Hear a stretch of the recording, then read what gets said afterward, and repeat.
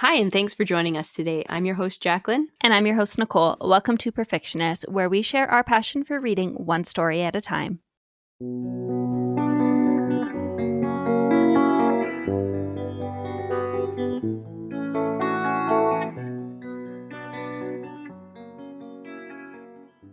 On this week's episode, we will be discussing The Dark Calling by Kresley Cole. The Dark Calling is the second to last book in the Arcana Chronicles series.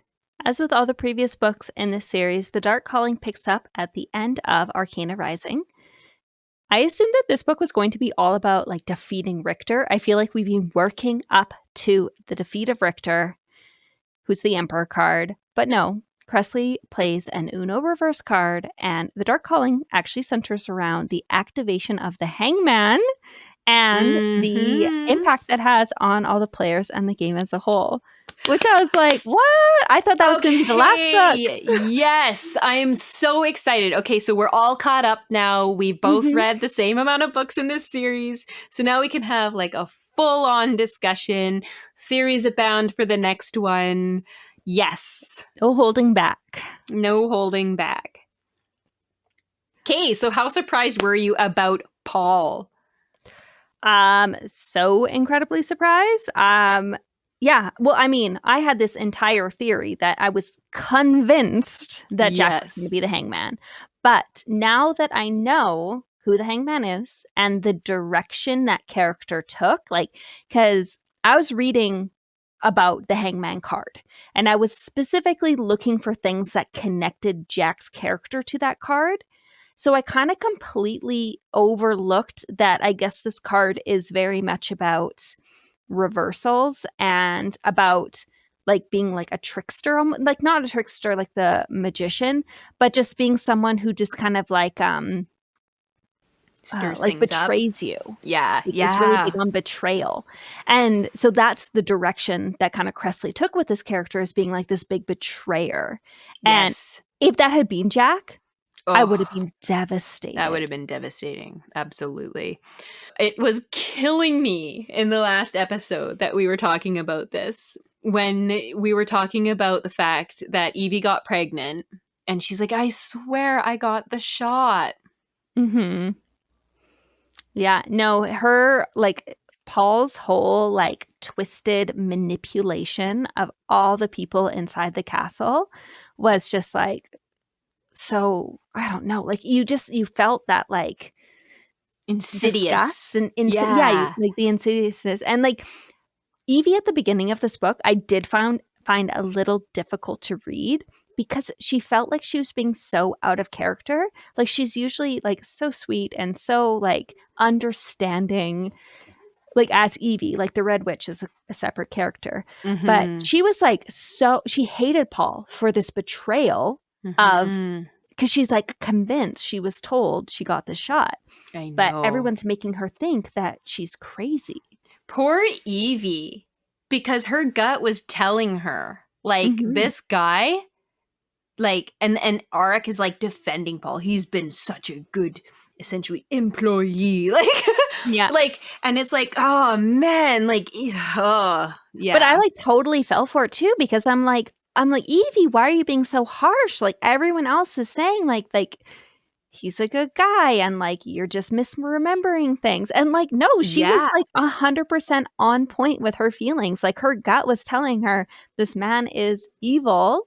Yes. He needs to go. And she was 100, she was so justified in her harshness. I feel that was so perfectly done, because, she had been in the mental institution and all this different stuff. So we were sort of almost primed to question her state of her recollection on certain things, or maybe primed to question her sanity a little bit. And then so then we're questioning her too, right? But I feel after that whole thing, and she's been proven right and her gut was right and everything, that tells us we can now trust her perception of events. Yeah. Yeah, it's almost like the whole unreliable narrator thing, being that these are from Evie's perspective, and you are starting to question her as a narrator, as a character. But again, exactly what you said, we were set up to have these doubts. And I was very glad at how it, like, that she was right. Yes. I'm like, yes. okay, we can trust her again. She's back to being Evie. Yeah. Yes. And I was actually feeling so, like, what's the word? Just so, well, I was on Evie's side, indignant for her with the way that Arik was not believing her. I was so outraged on her behalf because I was like, he should at least look into it. Mm-hmm. Instead, he's just like casting her aside. I don't think Jack would do that to her. I feel Oh God, no. I don't know. I just thought to myself, you know what? Maybe she needs to be with Jack because Arik, as sorry as I feel for him that he can't touch anybody else, that was pretty uncool. And then once the hangman actually comes into his power, then everything obviously falls apart. Mm-hmm. But yeah, no, I was a little upset with Evie, and why I felt like she was being like unnecessarily harsh at the very beginning before the reveal happens. But I was also upset with Eric too, because it's like I didn't think either of them were like being their best self in that moment. But that was because Paul was being underhanded and being sneaky and manipulating everybody without anyone noticing. Well, except for Evie, but they all said she was crazy. Yeah. So, I was not expecting Paul to be the hangman because he's just this person. He's been there, but you don't notice him. And that, I think, was the entire point. He always gave me weird, icky vibes. Oh, you're so spot on with it. Like, didn't even give him a second thought. Like, when I was first reading the series, I remember thinking, like, I think there's something with this Paul guy, because why would he even be in the castle otherwise? But I never suspected he was going to be the hangman. Yeah. But, like, that never even crossed my mind. But I was always, and then especially, like, I remember my first reading about it, and then how she was like, he gave me the shot, like, I was like, did he though? Or did he give you something else? Mm-hmm. Like, what's his game? Because, like, he's trying to survive in this apocalypse too, and he's apparently human compared to these, like, supernatural kind of people.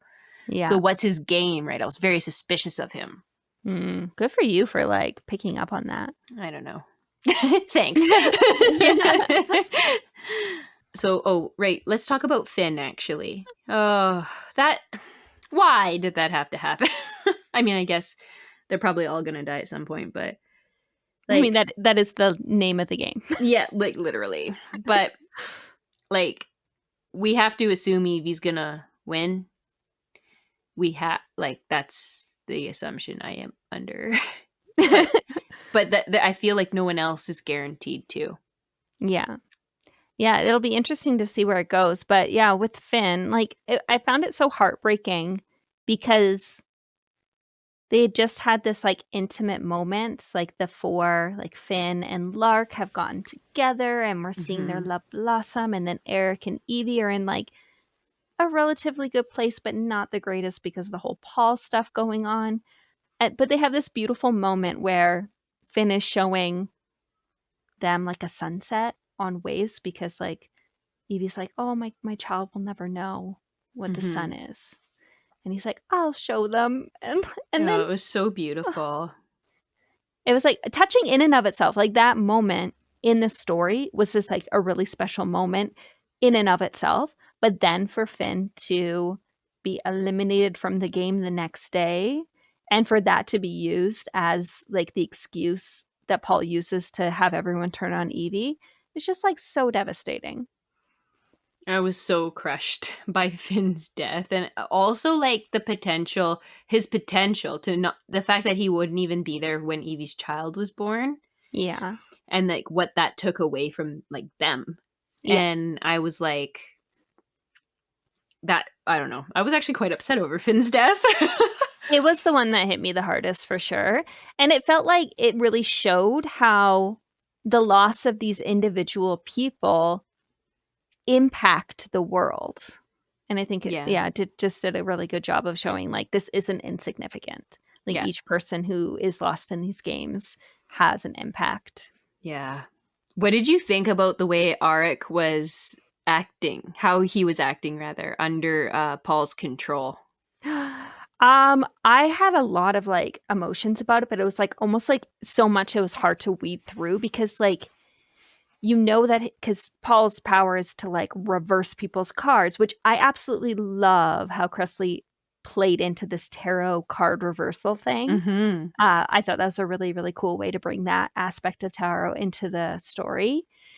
But like it was this idea that he had to already have these feelings and they were just being heightened, which makes me feel like really negative towards Eric. But at the same Exactly. time, he is being manipulated Mm-hmm. and everyone has insecurities, everyone has doubts, everyone has these things. And the hangman is really taking those negative kind of thoughts and feelings that everyone has and amplifying them. So in some ways it's like I don't want to judge him because like let's be real, we all have these thoughts and feelings that are not our best thoughts and feelings.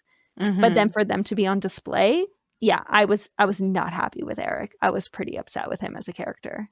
It was brutal. I was feeling the angst for sure. Mm-hmm.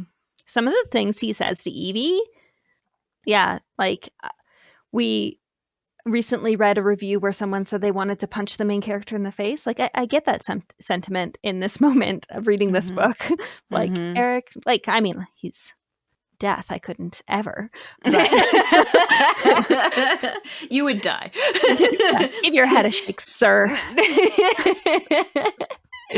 Oh man, that was brutal. And the way she had to escape was so harrowing. So lucky. Lucky, yeah. Um just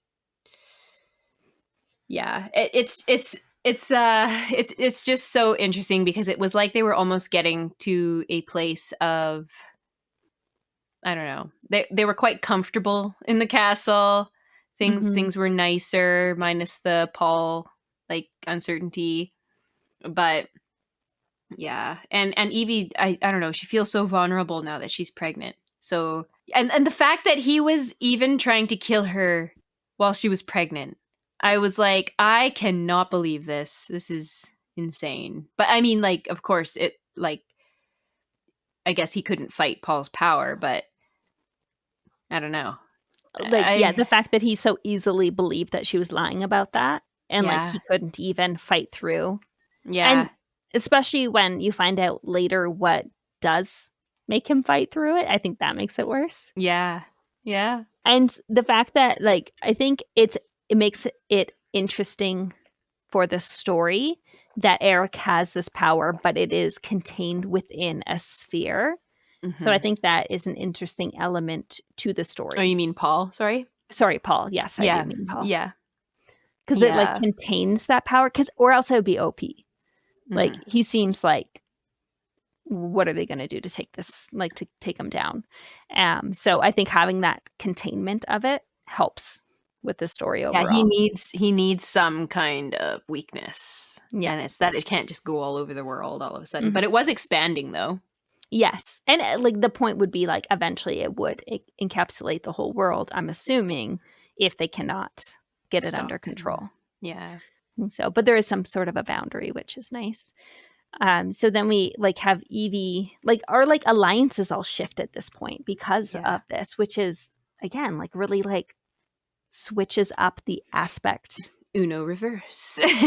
You can't get too comfortable in this world because like soon you're the people who you were fighting against, you're now on their team. Like Mhm. you just never know how it's going to play out. Kentark. We've heard about him a lot.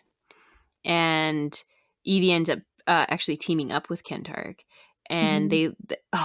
they later meet up with Jack, which I'm Yeah. like, oh, can you imagine being Evie in this situation? Oh, I feel like every time she gets to a point where she's kind of starting to settle, Kressy's like, no, girl, you don't get to rest. You don't get to have fun. You don't get to take a breath. How dare you? Mhm. And she gets Mhm. thrown for another loop. And yeah, I love this little group that they have going on because like it's Evie and Patrick who gets separated from Gabe because Gabe gets sucked into the dome, saving Evie. And then Patrick's now on the outside. So that little romance has been split up, which again adds some interest to the story. And then we have a new character, and then we meet Jack again, which I'm so happy. Not only for Evie, but I'm also happy that Patrick gets Jack because he's missing his bestie. Yeah. So now he has his kind of like other friend. Yeah. So I wasn't expecting like this sort of thing to even happen, for them to run into like a kind of like miniature civilization that has been like erected at the edge of a well, I guess what would it be? Because there's like cruise ships and stuff. Mm-hmm. So it's almost like I was imagining in my head as like a drop off at the ocean, like it's like the Marianas Trench. Yeah, like. So it's like there's still water deep down, but they're on the part that has dried up. Yes, exactly. And so like, I was like imagining it as like this huge cliff that had once been ocean or whatever. Mm-hmm. And like I was imagining like dried out reefs and stuff, but I don't know if that's even a thing, but like, that's what I was imagining. And they only allow a certain amount of people in, right? Mm-hmm. They got to maintain status quo. Mm-hmm. So it's called Jubilee, and it's run by Lorraine Ciborium. So the whole civilization there is run on a barter system, and so you've got like these people. I can't remember what they're called, but they're like essentially scavengers that like go down and collect things that they may find out of like, it sounded like cruise ships and stuff like that of like value. Okay, so regarding the looting of the ships, they have to give 80% of their loot back to the Ciborium family. That's crazy. That's too high. That's a high tax. 80%? I could see like 50-50. Yeah. 80? Whoa. I found it interesting that they encouraged the women to like marry 3 men. I mean, like, yes, it makes sense because there's like so few women. And like, I'm still very fixated on that point. Why? Why were the women more affected? I really, really hope there's an answer to that. So if there isn't an answer, I'm going to write to Naomi and ask. Please do. Yes. Because this takes up way too much of my like mental capacity. I don't know, like rent-free in my brain, and I want to kick it out. I need answers. We still have one more book, so there's hoping, right? This book's got to pack a punch. and I fully believe it will. There's so much left. There is so much left. But I feel like Kresley's like a very intelligent writer, so I think she can wrap things up in a like we have faith in her. Thank you. Ability. That's exactly what I was trying to say. Yes. Surprisingly missing from this book, Matthew. He's been like very MIA throughout this whole thing until he shows Eric a vision, which gets Eric to finally leave the hangman space. And this did really upset me, as I mentioned earlier. The only reason he ends up leaving is because he wants to take her icon. He wants to be the one to end her. So it's like he cannot get over the influence of the hangman for love. He can only get over it for hate. And I feel like that says a lot. That to me closed the door on the possibility of at least that to me made me a Jack stan. I was such a Jack stan by the end of this book. This book turned me into Team Jack. Like I wasn't really I fell in love with Jack in this book. Yeah. Like move over Evie. Yeah, right? Death can take Evie because we want Jack. Because I'm sorry, but how amazing and admirable was Jack to accept Evie's pregnant condition and essentially be like, this will be my son. I will love him. Like I was like, just did. Like he did love him. I know. And I'm just, that to me, I was like, okay, because Jack has come a long way in his character development. So I was not a fan of Jack at the beginning. If anyone has listened to the first few episodes, I was like, I am sorry. These characters are so problematic. Yes. Specifically the male. Yeah. But they grow, as people should. And that's the thing with having problematic characters. Don't write them off because they might be problematic so that they can transform. Right? If they're perfect at the beginning, the only way they can go is like villain. They can only go down. If they have problems, you can you can improve, right? Like we're like, I almost feel like what's another really good arc? This is a little bit off topic. Well, this is super off topic.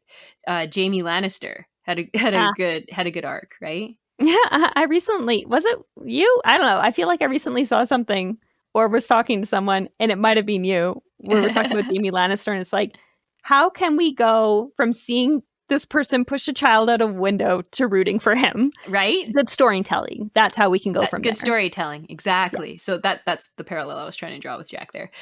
But no, I think you nailed it. But yeah. So like, because I'm just like thinking about like, you know, when they're spending time together in their little, I was imagining it to be kind of a dark room in this Jubilee place. Oh, it's like, you know, those shipping container houses? Yes. I was imagining that, but like, yeah. dingy. Yeah. So I was like imagining something just kind of like dark, dingy, but safe-ish, right? Yeah. And they're like, just the warmth and love he was showing, like T and Evie. I was just like, well, and respect. Like he yes! didn't want to engage her in any sort of romantic relationship. No. He wanted to protect her and the baby. That's his goal. He's like, I am here to protect you. Yes, I love you. Yes, I want to be with you, but that's not my priority. It's protection. And meanwhile, Aric's all, I want to kill her because I hate her so much. So, sorry, Aric, but bye.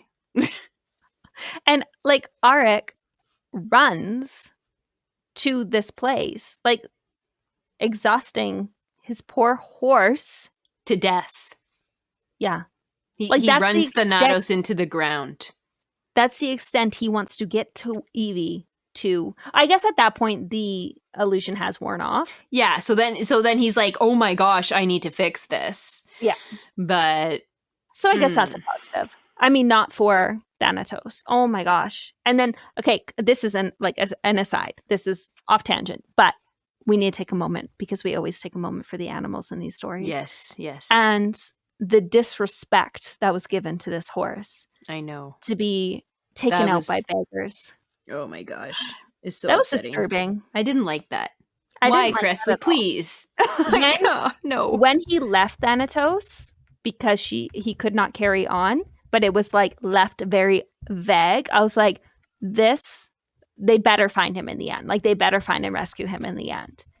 But no, she took it the other way. And I'm like, I respect you as a writer, but I think we need some like, I don't know. Mercy for animals. I feel like Aric, Aric should have killed Thanatos at that point as a mercy, because to leave him for the beggars. Yeah. I think it was supposed to be speaking to, because he does say that even when he does finally relieve him, the horse, he does say, I should have done this when I first left him and not have left him to perish on his own. So I think it was supposed to show the readers like how driven he was to get to Evie. And I guess it does make that point, but I'm still just like... I'm still choked about it. Yeah. Take him 2 seconds. Just do it. Instead, that poor thing is suffering. Yeah. Just not for it, I'm sorry. No. So, Lorraine, as it turns out, and this actually to me makes quite a bit of sense, because so we haven't heard much about the minor cards in the series so far. Lorraine is a minor card. She's Queen of Cups. This is what we find out. And that actually makes so much sense, that she has so much power, because she's not just simply human. She is part of the game in some way, right? Yeah, 100% that makes sense. So it does make me wonder. That just leaves to me like more questions about, in the next book, are we going to see more minors, and how are they going to come into play? A part. Yeah, I think so, because of what happens with the minor cards, that we will definitely see them in the next one. I would assume, given how things turned out. So, Kentark. This is so awful, and I was not expecting it at all. Just the fact that he's literally like Delulu. Yeah. No, yeah, we find out that because he's been searching for his wife this whole time. That's his driving force. He will help the other Arcana, but he has made it very clear his purpose is to find his wife who was separated from him. But because of the cups, like the cup has like some sort of a power where they can, it's almost like divination where they can read tea leaves, but it's your blood inside their cup. And we find out that Kentark's wife has been, oh my, I can't, like, it was just so incredibly sad what happened to her. But she's no longer alive. But he knows that. I know. But he doesn't believe it. He won't let himself accept the fact. So instead, he continues to search for her. And meanwhile, her body is like back at their apartment there. Yeah. He can see her body. He knows she's dead, but he doesn't know she's dead because I think it might have broke his mind. Yeah, like psychologically, he is unwell. Yeah. To the point where he's not letting himself accept reality. And just like it, and it's heartbreaking because he is the one person who could have saved her because she got trapped in their like safe room. And by the time he figured out where she was, she had already perished. And he has the ability to teleport, so he could have, like, literally the only person who could have saved her. Yeah. Which is, I guess, why he's struggling. Yeah, he blames himself because he should have figured it out sooner. It's like the clues were all there. It was obvious where she was, and he should have figured it out right away. I was not expecting that at all. Like, that completely came out of left field for me. That was one of the most surprising twists. Yes. Yes. But that does lead him and Patrick to end up teleporting out of Jubilee. So, like, Jack and Evie are now on their own with the Queen, Lorraine. And it doesn't go well for anyone, really. No. It goes very unwell, especially for the cups. Yeah. And there's like a whole set of cups, like in cards. You have like your set. Yeah, like if you literally, it's like 1 to, what is it, like 1 to 12 or something, or like 1 to 14 or something. So anyways, it's the family. The Ciborium family is actually the cups. So the cups, the minor card's purpose is to ensure the game kind of continues, right? And Evie is anti-game, right? She's trying to break the wheel. She is our Daenerys Targaryen. And she's like, no, like, we need to make this stop or whatever. She's been trying to find a loophole, essentially. But obviously, Queen of Cups has a problem with that because that is her purpose, is to keep the game going to its conclusion. Because the longer that this drags on, the longer that the earth and all its inhabitants will suffer. Yeah. I think she has a really good point there. Like, I understand where she is coming from. I don't necessarily agree with all her methods, especially taking 80% of people's loot that they find. So I have some issue with her. Yes. I agree that, like, I mean, I don't want the games to continue because I think that they're sick and twisted and shouldn't start in to begin with. But if it literally, like, if this truly is the only way, like, if they have to continue, like everyone keeps saying, then just get it over as fast as possible so that the mortals can continue with their life. That sounds harsh. There's one small problem, though. So it had been mentioned in past games that Arik always took out Richter before he got good at his powers, before he really understood how to use them. And it's never, I don't know if it's been done in the past games or not, but Arik himself has never allowed Richter to become as powerful as he is in this game. But he's been busy making babies. He's been distracted. So there is now, Richter is a huge problem because he's become like too powerful now. Uh-oh. Spaghetti-o.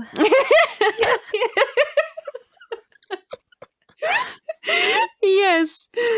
Oh man. So Evie, who she's kind of almost been like benched with her powers. Yeah. But as it turns out, she's got them still.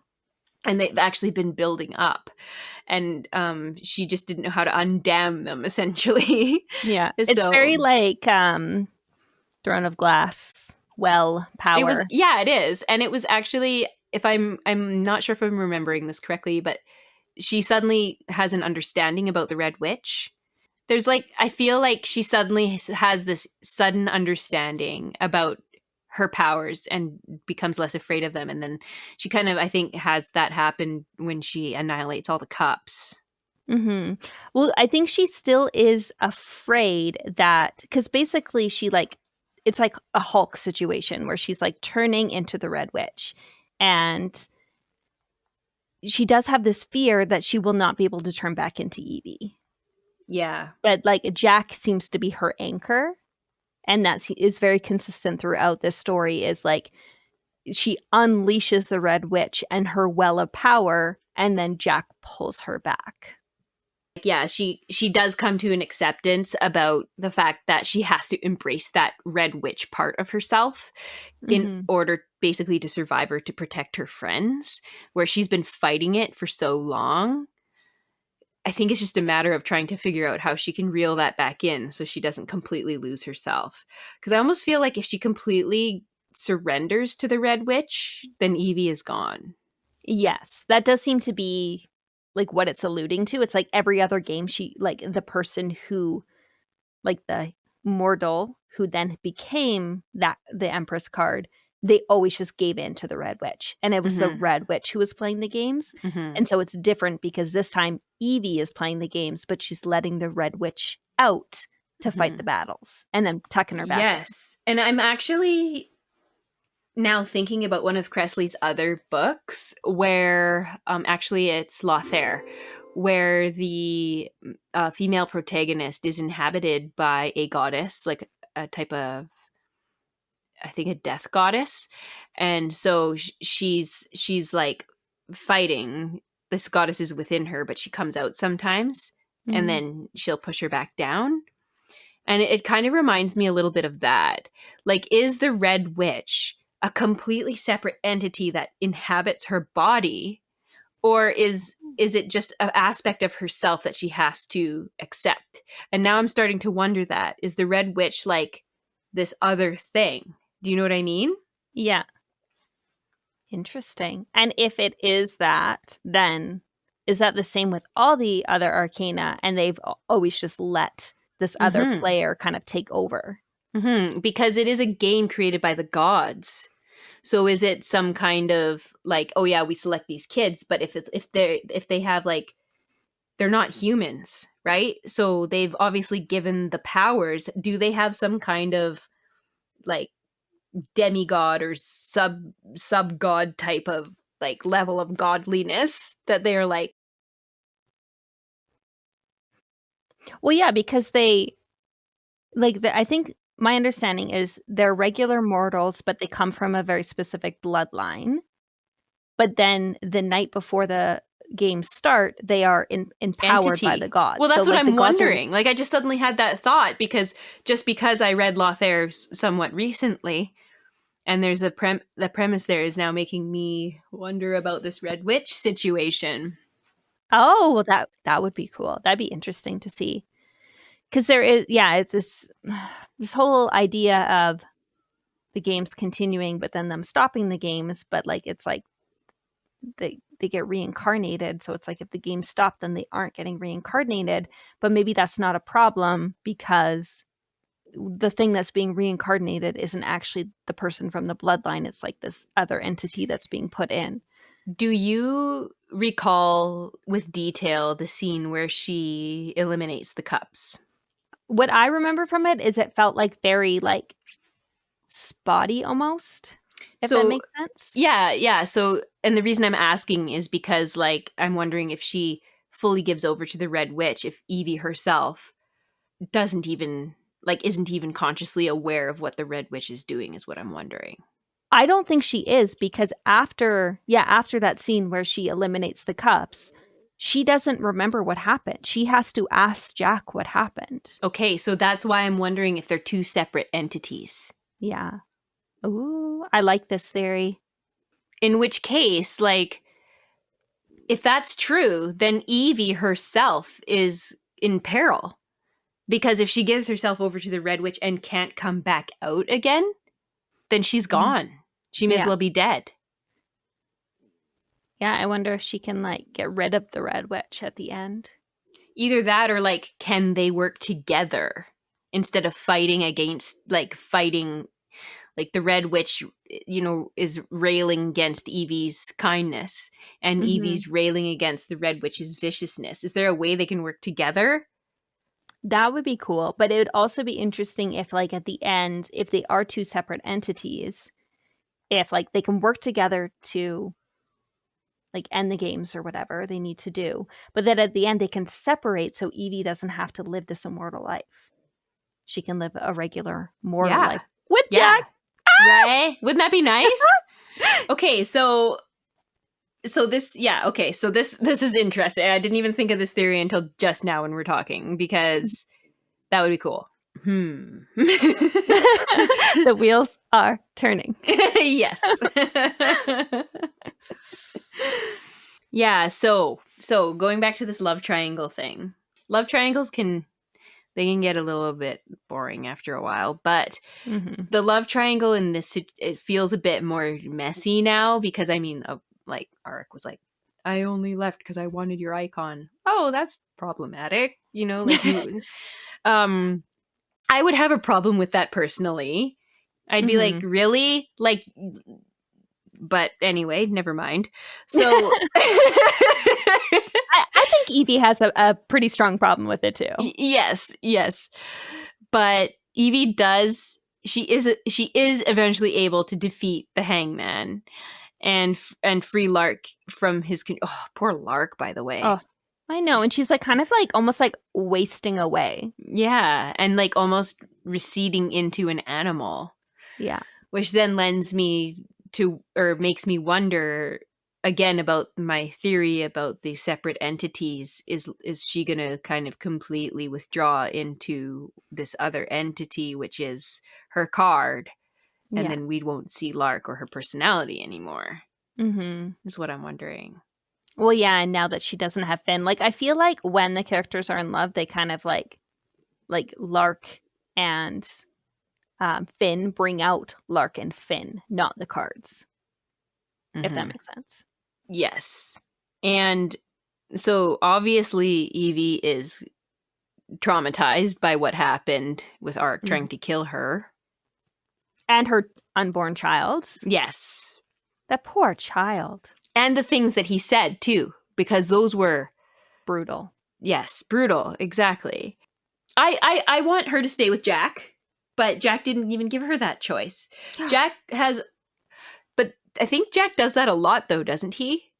The men in this story, I am so upset with them a lot of the time, because they literally were talking about her future in front of her without consulting her. And she does say, I mean, Kresley does make a point of like putting in the story so that people don't get too upset about the fact that men are controlling her. And that, like, Evie's thoughts are, I'm glad they're making this choice, because if I had to, like, it would destroy me. So it does give that justification, but I'm still very not okay with the fact that those two, like Jack and Arik, were having this discussion about her future and just not even considering her enough to consult her. Don't even get me started. Oh, it is so awful. Yeah. So I guess ultimately they decide, Jack's like, peace, I'm leaving. Like, you guys can have the castle where it's nice. Like, that was his goal. He wanted Evie back in the castle where she's safe. Yeah. And baby T. They nicknamed the baby T. And that's all he wanted. He obviously does want to be with her. And like, Arik was willing to give his castle to Jack because Jack helped Evie. Well, he should have. Go away, Arik. At least he was willing to do that. He was packing his bags. He was heading out. But then the boys had a little chitty chat and decided, nope, Jack will leave with Gabe to go find Patrick and Kentart. Well, okay. So I want to talk about theories for the last book, because this is Yes. I mean, that's what we're all here for. So the miners are banding together to come after Evie because of her destroying the cup suit. Okay, can we just talk about that? That is problematic because the world needs Evie. Like, you would think the cups would, because the cups all have like their chosen one. If their goal, if their purpose is to replenish the earth, then every single one of those different suits should be, or sorry, not just the cup suits, all the different miners are banding together. They should want Evie to win. They should be helping her win because she's the one who can help them fulfill their purpose the best. But it seems like maybe they're a little bit human, and now they have this, this problem with how she went and killed. But she was defending herself because they were gonna kill her. Like, she was literally just defending herself and her baby. Yeah, and another important point, there was someone who could defeat Richter. The hangman, the Queen of Cups, told Evie this, but she forgot that. So that's too bad. But at the same time, like, he needed to be dealt with. And how would they even get Richter to him? Like, Richter has become so powerful and, like, physically hot, like, temperature-wise. How are they supposed to even... They can't even force him near. They wouldn't even be able to, like, kidnap him and, like, throw him into the boundary. Right? Yeah, I don't know how that would have played out. And maybe Kresley didn't either. And that's why she's like, no, we're going to go Who knows? But, like, yes, it's unfortunate that apparently the hangman could have defeated Richter. And apparently that was the only way. So now what? Oh, but there was a part when Evie meets up with Richter. And then she suddenly discovers this, like, she can sense all the seeds from, like, way down below. Like, we're probably talking like thousands and thousands, if not more, years old. And remember, because the ground is rumbling and he's like, what the heck is that? Right? Yeah. The only trouble with that, though, is, like, if she even brought the plants up, like, she can't, the plants, like, he's lava, like, it's doesn't even matter. They would have to make him exhaust himself. Like, remember how Cersei exhausted herself with that wave and then she had to recede? Richter probably needed to recharge too after that epic battle. So it's like, if they could have Cersei tire him out, that would be their time to attack. Right? And Cersei can do it from a distance. I don't know. I'm so interested to see what happens. But they'd have to get him close enough to a body of water that she could use her powers to. I feel like if they could tire him out enough, if Death could just get his hands on him. If only. It would be over. Like, would Death's sword melt? I mean, his body would probably melt. So, but if he's exhausted to the point where he can't even bring up even a dredge of power. Yeah. He's a problem. Yep. Glad I don't have to solve it. Me too. My goodness. This world is terrible. I'm glad we don't live in it. Yeah, I know, right? I found it interesting that Eric makes a comment that he thinks Matthew wanted them to have the baby. And, like, this whole baby thing seems so important because everyone's like, this baby, like, there's all this, like, life and death shouldn't come together. Like, that's Arcana Rising was all, like, there's so many moments where it talks about how life and death should not come together. It talks about the storm that was happening while they were, but then he's implying that Matthew wanted them to have the baby. So, like, Matthew sees this baby as a benefit to himself. So maybe Matthew isn't evil. Maybe the baby is the key to breaking this cycle of the games. And maybe that's why everybody was saying life and death shouldn't come together, because it would stop the games. I don't know how that would even happen, but Cersei seems to think the sun's going to rise when the baby's born. Like, she thinks, like, it's just going to, like, be over or something. So yeah, there's so much around this baby and it's signifying something. So I'm very interested to see also how that's going to play out, because I think it's a significant piece to the puzzle. And you already answered this, but you think Evie is going to be able to... No, you said you think Evie's going to win the games. So you don't think she'll be able to end the games? I think if she wins, like quote unquote wins, I think she would be the last player standing.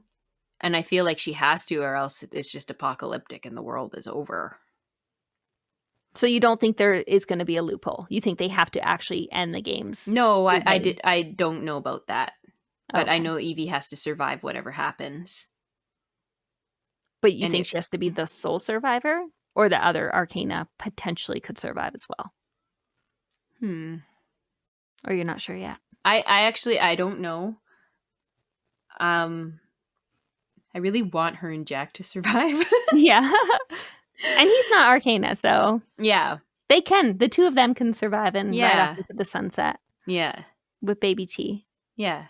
And like, yeah, I don't know. I'm going to be very interested in seeing how this ends, because this quote here, Kentark says it, then we need to figure out how to fight the gods instead of each other to take control of the deck. Mm-hmm. And then another quote, Gabriel says, so too the gods play with us, I sense their return. So there has to be something about at least meeting, or I hope we see the gods in the next book. Mm-hmm. I really, really, really hope the gods do return. Them gods need to be held accountable. They need to be held accountable. They have done some pretty unnice things. Mm-hmm. So I think I would be a little disappointed if the gods don't make an appearance, because they have been... There's like been foreshadowing to suggest that they will, and that is also another big piece to this puzzle. Mm-hmm. However, again, I do trust that whatever direction Kresley does take the ending, that it will be wonderful, regardless of if the gods show up. But a little part of me would be sad if they just kind of only exist as these things that are referred to and not actual players in the game. Yeah. Yeah, I would like to... I guess we'll find out, won't we? We will. It won't be long now. Won't be long. No. But I love your theory that it's like a separate entity, and almost like the bodies of the people are like husks, or like little casings that the entities are going into. Yeah. Yeah. Well, because she even physically transforms when she goes into the Red Witch. So it's almost like the Red Witch is like, this is my preferred physical appearance. Yeah. So, yeah. I think that'd be an interesting direction for it to take. Mm-hmm. Either way, it's gonna be good. Yes. Well, thank you so much for joining us. We hope you enjoyed this week's episode. And next time we will be returning to our Books and Bevy series to discuss banned books.